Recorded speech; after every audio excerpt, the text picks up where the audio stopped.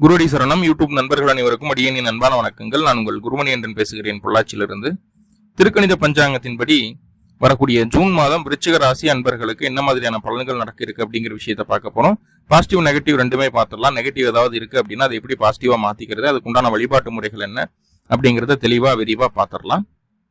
முதல்ல இந்த மாத துவக்கத்துல என்ன கிரகநிலைகள் விருச்சிக ராசிக்கு இருக்கு அப்படின்னா, ராசிக்கு 4ஆம் இடத்துல சனி பகவான், ராசிக்கு 5ஆம் இடத்துல ராகு சந்திரன், ராசிக்கு 6ஆம் இடத்துல உங்களுடைய ராசி அதிபதி அப்படின்னு சொல்லக்கூடிய செவ்வாய் பலம் பெற்று இருக்கக்கூடிய ஒரு சூழல். ராசிக்கு 7ஆம் இடத்துல புதன், சுக்கிரன், சூரியன், குரு ஆகிய 4 கிரகங்களுடைய சேர்க்கை 7ஆம் இடத்துல இருக்குது. ராசிக்கு 11ஆம் இடமான லாபஸ்தானத்துல கேது பகவானுடைய அமர்வு. இந்த கிரகநிலைகளின் அடிப்படையில தான் இந்த மாதமானது பிறக்குது. இந்த மாதத்துல என்னென்னவெல்லாம் நடக்கும் அப்படிங்கிறத ஸ்டெப் பை ஸ்டெப்பா ஒவ்வொரு டாபிக்கா பார்த்துருவோம். அது என்னென்ன டாபிக் அப்படின்னு பார்த்துட்டீங்கன்னா, முதல்ல சுயதொழில் செய்யக்கூடிய நபர்களுக்கு இந்த மாதம் எப்படி இருக்க போகுது, வேலைக்கு போகக்கூடிய நபர்களுக்கு எப்படி இருக்க போகுது, ஆரோக்கியம், உங்களுடைய ஆரோக்கியம் எப்படி இருக்க போகுது, படிப்பு, கல்வி, வருமானம், சேமிப்பு, குடும்ப வாழ்க்கை, காதல் சம்பந்தமான விஷயங்கள், வீடு, வண்டி, வாகனம் சம்பந்தமான விஷயங்கள் மற்றும் சில இதர தகவல்களையும் இந்த பதிவுல தனித்தனியா விரிவா பார்த்துடலாம். முதல்ல உங்களுடைய 10ஆம் இடம் அப்படின்னு சொல்லக்கூடிய சுய தொழில் ஸ்தானம் எப்படி இருக்க போகுது இந்த மாதத்துல அப்படிங்கிறத பார்ப்போம். விருச்சிக ராசிக்கு 10ஆம் இடம் அப்படிங்கிறது சிம்மம். சிம்மத்தினுடைய அதிபதி சூரிய பகவான் உங்க ராசிக்கு 7ஆம் இடத்துல முதல் 15 நாட்கள் இருக்க போறாரு. அப்போ இந்த மாதத்துல முதல் 15 நாட்கள் எந்நேரமும் தொழில் சார்ந்த சிந்தனை அதிகமா இருக்கக்கூடிய ஒரு அமைப்பு. கணவன் மனைவிக்குள்ள இருக்கிற விஷயங்களை கண்டுக்கிட மாட்டீங்க, குழந்தைய பார்க்க மாட்டீங்க, மத்த எந்த விஷயத்திலயும் ஈடுபாடு அப்படிங்கிறது சுத்தமா போகவே போகாது. முழுக்க முழுக்க வேலை, தொழில், தொழில், தொழில், சுயதொழில், வியாபாரம், வியாபாரம், அந்த மைண்ட் செட்ல இருப்பீங்க. உங்களை அடுத்த கட்ட லெவலுக்கு முயற்சி பண்றது, அதாவது வளர்த்திக்கிறதுக்கு என்ன வழி, இப்ப இருக்கிற சூழ்நிலைகள் எல்லாம் ஓகே, நடந்து போச்சு, அடுத்தது எப்படி நம்மளை டெவலப் பண்ணிக்கிறது, அதுக்குண்டான வழிதடங்கள் என்ன அப்படிங்கிறத பத்தி ரொம்ப தீர்க்கமா அதிகப்படியான சிந்தனைகளை இந்த மாதிரியான விஷயத்துக்குள்ள செலுத்தக்கூடிய ஒரு காலகட்டமா இருக்கு. முதல் 15 நாட்களுக்கு நீங்கள் செய்யக்கூடிய விஷயங்கள் எல்லாமே, தொழில் சார்ந்த விஷயங்கள் எல்லாமே உங்களுக்கு சாதகமா நடக்கக்கூடிய அமைப்பு.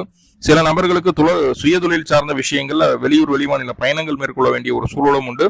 சில நபர்கள் என்ன பண்ணுவாங்கன்னா, தனியா பண்ணி கொஞ்சம் சக்சஸ் இல்லாம இருக்குது, சரி கூட்டா சேர்ந்து பண்ணுவோம், அதுக்கு ஏதாவது வழி இருக்கா அப்படிங்கிறத பாக்குறதுக்கு உண்டான ஒரு எண்ணத்தையும் வளர்த்தி கொள்ளக்கூடிய ஒரு அற்புதமான ஒரு மனநிலையெல்லாம் வர்றதுக்கு உண்டான வாய்ப்பு இருக்கு முதல் 15 நாட்கள்.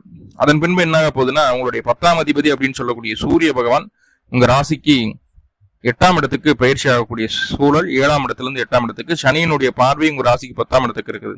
இப்ப ராசி அதிபதி மறைஞ்சாச்சு, சனியினுடைய பார்வையும் 10ஆம் இடத்துக்கு இருக்குது. அப்படிங்கிற போது கண்டிப்பா கொஞ்சம் நிதானம் தேவை. ஜூன் மாசம் 15ஆம் தேதியிலிருந்து ஜூன் மாசம் முடிகிற வரைக்கும் தொழில் சார்ந்த எந்த விதமான புது முடிவுகளும் எடுக்காமல் இருப்பது நல்லது.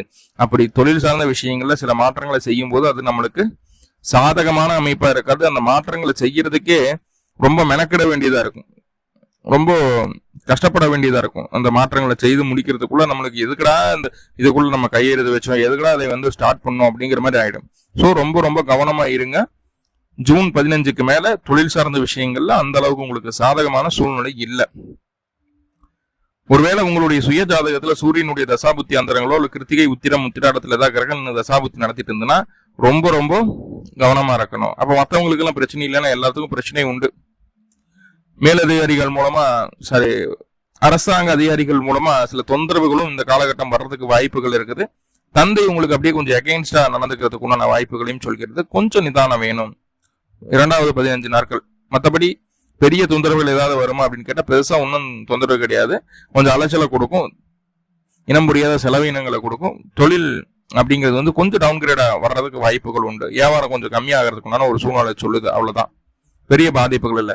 அப்ப இந்த பாதிப்புல இருந்து நம்மளுக்கு நிவர்த்தி கிடைக்கணும் அப்படின்னா என்ன சாமி பண்றது அப்படின்னா, சிம்பிள், தினமும் சூரிய நமஸ்காரம் பண்ணிட்டு வாங்க. தினமும் சூரிய நமஸ்காரம் பண்ணிட்டு வாங்க. விருச்சிகத்திற்கு தொழில் பிரச்சனை 99% நீங்க தினமும் சூரிய நமஸ்காரம் பண்ணுங்க. ஆதித்ய கிருதியும் படிச்சுட்டு வாங்க. இல்ல கேட்கலாம், படிக்க முடியாதவங்க. ஓகே, இப்ப வேலைக்கு போகக்கூடிய நபர்களுக்கு எப்படி இருக்க போகுது அப்படின்னா ரொம்ப ரொம்ப சூப்பரா இருக்க போகுதுங்க. 6ஆம் இடம் அப்படின்னு சொல்லக்கூடியது வேலைக்கு போகக்கூடிய ஸ்தானம். உங்களுடைய ராசி அதிபதியே செவ்வாய் தான். இந்த செவ்வாய் 6ஆம் இடத்துல இந்த மாதம் முழுக்க பலமா இருக்க போறாரு. ஜூன் மாசம் 1ஆம் தேதி உங்க ராசிக்குள்ள வந்தார், ராசிக்கு 6ஆம் இடமான மேச ராசிக்குள்ள வந்தார் அப்படின்னா இந்த மாதம் முழுக்க 6ஆம் இடத்துல தான் இருக்க போறாரு. அப்போ வேலையில இதுவரைக்கும் இருந்து வந்த தடைகள், தாமதங்கள், பிரச்சனைகள், சங்கடங்கள், சலிப்புகள் எல்லாமே நிவர்த்தி ஆகக்கூடிய ஒரு சூழல். ஓரளவுக்கு கம்பீரமா நீங்க மாறக்கூடிய ஒரு அமைப்பா இருக்குது. ரெண்டாம் பட்சமா எதிர்ப்புகள் யாராவது இருக்காங்க அப்படின்னா எதிர்ப்புகளை எளிமையா ஜெயிக்கிறதுக்கு உண்டான வழியை அந்த செவ்வாய் பகவான் உங்களுக்கு ஏற்படுத்தி தருவார். நீங்க சிவனேன்னு இருப்பீங்க, யாரும் உங்களை சீண்டாத வரைக்கும் நீங்க உங்க வேலையை பார்த்து நீங்க ஜம்முன்னு உங்க வேலையை செஞ்சுட்டு இருக்கக்கூடிய ஒரு அமைப்பு தான். யாராவது உங்களுக்கு சொரனாவோ சீண்டுனாவோ இல்ல உங்களை தூண்டி விட்டாலோ கண்டிப்பா அவர்கள் அதற்கான தண்டனையை ரொம்ப சீக்கிரமாவே அனுபவிப்பாங்க, கண்ணு முன்னாடியே நடக்கும் அது. ஸோ அப்படிப்பட்ட ஒரு சூழலா இருக்குது. தைரியமா இருக்கலாம். வேலை செய்யக்கூடிய நபர்களுக்கு சூப்பரா இருக்குது. அதே போல வெளிநாடு போகலாம், வெளிமாநிலம் போகலாம், படிப்புக்கோ வேலைக்கோ ஏதோ உனக்கு முயற்சி பண்ணிட்டு இருக்கீங்க அப்படின்னா இந்த ஜூன் மாதம் அது உங்களுக்கு சாதகமான ஒரு அமைப்புகளை ஏற்படுத்தி தரும். எப்படி சாதகமா இருக்கும்னா அதுக்குண்டான முயற்சிகள் எடுக்கும்போது அது டக்கு டக்கு டக்கு டக்குன்னு கடகடன்னு வேலை முடிஞ்சிடும். இதுக்கு முன்னாடி இழுபறியா இருந்துட்டு இருந்த விஷயம் இந்த மாசம் கடகடன்னு வேலை முடிஞ்சிடும். டக்கு டக்குன்னு நம்மளுக்கு அந்த வேலைகள்லாம் நடந்து அடுத்த கட்ட விஷயத்தை நோக்கி போக ஆரம்பிச்சிடும். இப்படி ஒரு சம்பவம் நடந்த மாதிரியே தெரியாது, அவ்வளவு சீக்கிரமா வேகமா நடந்துடும். அதே போல மனசுக்குள்ள ஓவர் கான்பிடன்ட் வந்துடும், ஓவர் தைரியம் வந்துடும். என்ன காரணம்னா செவ்வாயினுடைய பார்வையும் ராசிக்கு இருக்குது. முதல் 15 நாட்கள் சூரியனுடைய பார்வையும் ராசிக்குள்ள இருக்குது. அப்படிங்கும் போது சூரியன் செவ்வாய் பார்வை விருச்சிக ராசிக்கு கிடைக்கிறதுனால கொஞ்சம் வரட்டு கௌரவமும் பிடிவாதமும் கொஞ்சம் ஹெட் வெயிட்டும் வர்றதுக்குண்டான வாய்ப்புகள் இருக்குது இந்த மாத துவக்கத்துல. ஸோ அந்த இடத்துல மட்டும் கொஞ்சம் சலனப்படாம கொஞ்சம் நம்ம ஹெட் வெயிட் பார்க்காம கொஞ்சம் இறங்கி போறதுனால தப்பு இல்லை. அதே போல அவசரப்பட்டு சில முடிவுகளை எடுக்க வச்சணும். அது சில நபர்களுக்கு காய்ச்சல், தலைவலி, முதுகு வலி எல்லாம் வர்றதுக்கும் வாய்ப்புகள் உண்டு. இதெல்லாம் டக்குன்னு வந்துட்டு 2-3 நாள்ல ரெடி ஆகுறதா நான் வரும். ஸோ இந்த மாதிரியான சூழ்நிலைகளை சொல்கிறது இந்த செவ்வாயினுடைய அமைப்பும் சூரியனுடைய அமைப்பும். அப்போ தேவையில்லாத கோபத்தை குறிச்சுக்குங்க, அவசரத்தை காட்டாதீங்க. அதுவும் காலை நேரங்கள்ல ரொம்ப ஹரிபரியா இருப்பீங்க. ஸோ அதுல மட்டும் இன்னும் அவசரம் இருந்தாலும் நிதானம் வேணும் அப்படிங்கறத புரிஞ்சுக்கோங்க. ஏன்னா உங்க ராசிக்கு 2-5க்கு அதிபதியான குரு பகவான் 7ஆம் இடத்துல சூரியனோட அஸ்தமனம் ஆகிறார். முதல் 15 நாட்களுக்கு நிதானம் இல்லாம போயிடும், மனசுல ஒரு தன்னம்பிக்கை இல்லாம போயிடும். தன்னம்பிக்கை அப்படின்னா அட பாத்துக்கலாம் எது வந்தாலும் வரட்டும் அப்படிங்கிற ஒரு ஸ்போர்ட்டிவான விஷயம் இல்லாம போயிடும். ஸோ அதுதான் நம்ம புரிஞ்சுக்க வேண்டிய விஷயமா இருக்குது. கவனம் அப்படிங்கறத புரிஞ்சுக்கோங்க. அடுத்ததான் பாருங்க, இந்த விருச்சிக ராசிக்கு ஆரோக்கியம் எப்படி இருக்க போகுது அப்படின்னா பாருங்க, 4ஆம் இடத்துல சனி பகவான். 4ஆம் இடத்துக்கு ஏதாவது சுப கிரகங்களுடைய பார்வை இருக்கான்னா கண்டிப்பா கிடையாது. 4ஆம் இடத்துக்கு வேற ஏதாவது கிரகங்களுடைய பார்வை இருக்குன்னா அங்கேயும் இல்லை. அப்போ ஆரோக்கியம் அப்படிங்கிறது போன மாதம் எப்படி இருந்தோ அதே போலதான் இந்த மாதம் அப்படியே கிராஜுவலா நீடிக்க போகுது. பெரிய அப்ஸ் அண்ட் டவுன்ஸ் இருக்காது, பெரிய பாதிப்புகள் தராது அப்படிங்கறத புரிஞ்சுக்கோங்க. கைகால் மூட்டு சம்பந்தமான வழிகள் இருக்கிறதுக்கு வாய்ப்புகள் இருக்குது. அதே போல வாயு கோளாறு இதெல்லாம் இருக்கிறதுக்கு வாய்ப்புகள் இருக்குது. சரிங்களா? மற்றபடி வேற பெருசா தொந்தரவுகள் இல்லை, பெருசா பயப்பட வேண்டாம் அப்படிங்கறது சொல்லுது.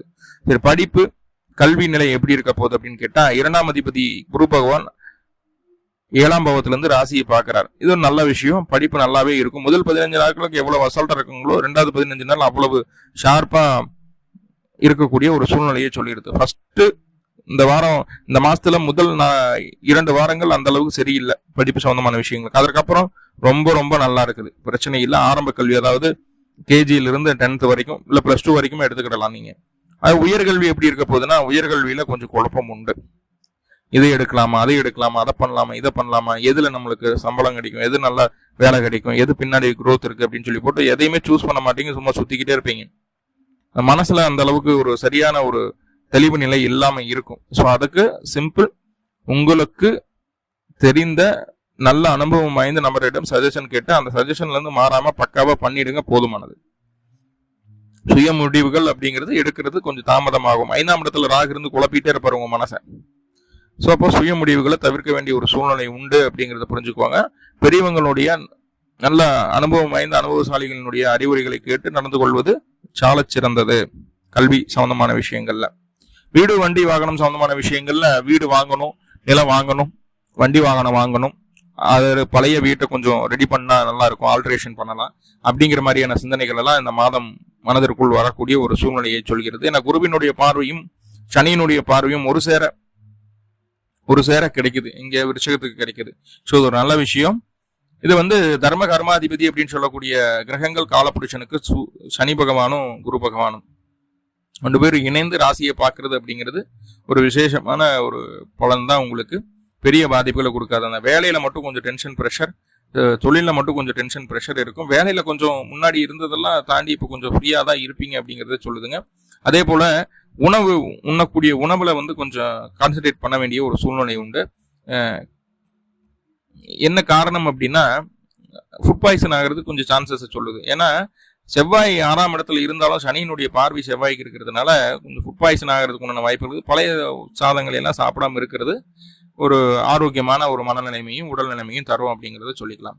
வருமானம் எப்படி இருக்குன்னா 2ஆம் அதிபதி 7ஆம் இடத்துல இருந்து ராசியை பார்க்கிறார். முதல் 15 நாட்களுக்கு பெரிய வருமானம் இல்லைங்க, வரவேண்டிய காசு கூட தாமதமாகும். அதுக்கப்புறம் சூரிய பயிற்சி ஆயிடுச்சு. ஜூன் 15ஆம் தேதிக்கு மேல வருமானம் அப்படிங்கிறது தீர்க்கமா நல்ல நிலையில் இருக்கக்கூடிய ஒரு அமைப்பு. குடும்பத்திலையுமே சின்ன சின்ன சலசலப்புகள் வந்து நீங்க இந்த மாதத்தின் முற்பகுதியில, அதுக்கப்புறம் பார்த்துட்டீங்கன்னா ரொம்ப ஃப்ரீ ஆயிடுவீங்க. குடும்பத்துல ஒரு மகிழ்ச்சியான சம்பவங்கள் நடக்கிறதுக்கோ ஒரு புதிய ஒரு நல்ல விஷயத்துக்கு உண்டான பேச்சுவார்த்தைகள் நடப்பதற்கோ வாய்ப்புகள் உண்டு. யாராவது ஒருத்தர் கோவில் குளங்களுக்கெல்லாம் போயிட்டு வந்து கோவில் பிரசாதங்கள்லாம் உங்களை வீடு தேடி வரக்கூடிய ஒரு அமைப்பை சொல்கிறது. ஸோ இது எல்லாமே பாசிட்டிவா இருக்கு. அடுத்த பார்த்துட்டீங்கன்னா சேமிப்பும் அப்படிங்கிறது நல்லா இருக்கு. ஆனா உங்களால சேமிக்க முடியாத உங்க வாழ்க்கை துணை கிட்ட அந்த காசு பணத்தை கொடுத்து சேமிக்கக்கூடிய ஒரு அமைப்பை சொல்கிறது. குடும்ப வாழ்க்கை அப்படின்னு சொல்லும் போது 7ஆம் இடம் அப்படிங்கிறது தான் குடும்ப வாழ்க்கை சொல்லக்கூடியது. முதல் 15 நாட்கள் 7ஆம் இடத்துல, முதல் 12 நாட்கள் 7ஆம் இடத்துல 4 கிரகங்கள். ஜூன் 13ஆம் தேதி 3 கிரகம் ஆகுது. ஜூன் 15ஆம் தேதி அப்படிங்கும் போது அது 2 கிரகமா மாறியது. சூரியன், புதன், சுக்கிரன், குரு. முதல் 15 நாட்களுக்கு அந்த 4 கிரக சேர்க்கை ராசிக்கு 7ஆம் இடத்துல இருக்குது. அப்படிங்கிறதுனால கணவன் மனைவிக்குள்ள தேவையற்ற கருத்து வேறுபாடுகள் வர்றதுக்கு வாய்ப்பு உண்டு. எப்படி வரும்னு பார்த்தீங்கன்னா, நம்ம ஒரே நேர்கோட்டுல போகணும்னு நினைப்போம். அவங்க விதவிதமா மாத்தி பேசுவாங்க. சூழ்நிலைக்கு தகுந்தாற் போல, அந்த கிரகத்தின் செயல்பாடுகளுக்கு தகுந்தாற் போல ஒரு நாளைக்கு ரொம்ப ஆர்டிபிஷியலா நல்லா பேசுவாங்க. அதே போல சூரியன் இருக்கும்போது ரொம்ப மெதப்பா பேசுறதுக்குமான வாய்ப்புகளும் இருக்குது. குரு அஸ்தமனமானதுனால தெய்வ பக்தி இல்லாத ஒரு அமைப்புகளில் பேசக்கூடிய ஒரு அமைப்புகளும் இருக்குது. கூடவே புதன் இருந்ததுன்னா ரொம்ப புத்திசாலித்தனம், ரொம்ப கிரிமினலா பார்த்து யோசிக்கிற மாதிரியான ஒரு சூழ்நிலையும் சொல்கிறது. அப்போ 4 விதமா பேசும்போது எதை நம்ம எடுத்துக்கிறதுன்னு தெரியாம குழம்பிடுவோம். ஸோ அந்த குழப்பத்தினால வரக்கூடிய கோபத்தை காட்டக்கூடிய ஒரு அமைப்பா இருக்கிறதுனால தொந்தரவுகளை சொல்லுது. ஆனா 7ஆம் அதிபதி அப்படின்னு சொல்லக்கூடிய சுக்கிரன் இந்த மாசம் 12ஆம் தேதி, ஜூன் மாசம் 12ஆம் தேதி 8ஆம் இடத்துக்கு பயிற்சி ஆகிறார். இது நல்ல விஷயமான்னு கேட்டா கண்டிப்பா நல்ல விஷயம் கிடையாது. ரொம்ப அனுசரணையா போக வேண்டிய ஒரு சூழல். ஜூன் மாசம் 12ஆம் தேதிக்கு மேல கணவன் மனைவிக்குள்ள தேவையில்லாத கருத்து வேறுபாடுகள் வர்றதுக்கு வாய்ப்புகள் அதிகம் உண்டு. ரொம்ப கவனம். கணவன் மனைவிக்குள்ள பேச்சுவார்த்தையில தேவையான வார்த்தைகளை தான் பயன்படுத்தணும். அதை மட்டும் மைண்ட் செட் பண்ணிக்கோங்க. தேவையில்லாத வார்த்தைகளை பயன்படுத்தும் போது பிரிவினை வரைக்கும் போறதுக்கும் வாய்ப்பு இருக்குது. கவனம். குடும்ப வாழ்க்கையில இந்த தொந்தரவுகள் வந்து போகக்கூடிய ஒரு சூழல். காதல் விவகாரங்கள், லவ், இந்த மாதிரி விஷயங்கள், இல்ல மனசுல பட்ட விஷயங்களை வெளிப்படையா பேசுது, இதெல்லாம் இன்னுமே பண்ணக்கூடாது. ராகு 5ஆம் பாவத்தில் இருக்கிற வரைக்கும் உங்களுடைய ஆசைகளுக்கு, உங்களுடைய திட்டங்களுக்கு, உங்களுடைய எண்ணங்களுக்கு மதிப்பு பெருசா கிடைக்காது. ரெஸ்பான்ஸே இருக்காது. உங்க சைடு இருந்து யாரும் யோசிக்கிறதுக்கே ஆள் இல்லைன்னு சொல்லி கூட மனசுக்குள்ள யோசனை பண்ணிட்டு இருப்பீங்க. ஸோ அந்த மாதிரியான ஒரு சூழ்நிலை இருக்குது. அதுல இருந்து கொஞ்சம் அவாய்ட் பண்ணி வெளியே நிற்கிறது நல்லது. இப்போ இந்த மாசம் நிறைய பாசிட்டிவான விஷயங்களை பார்த்துட்டோம். சின்ன நெகட்டிவ்கள் இருக்கு இல்லையா? இப்போ நெகட்டிவா பாசிட்டிவா மாத்திக்கிறதுக்கு என்ன பண்ணணும் அப்படின்னு சொல்லி பார்த்துட்டோம் அப்படின்னா, அருகில் இருக்கக்கூடிய அம்பாள் மாரியம்மன் கோவிலுக்கு போங்க. மாரியம்மனுக்கு நல்லா 2 நல்லெண்ணெய் தீபம் போடுங்க. உப்பு வாங்கி கொடுங்க.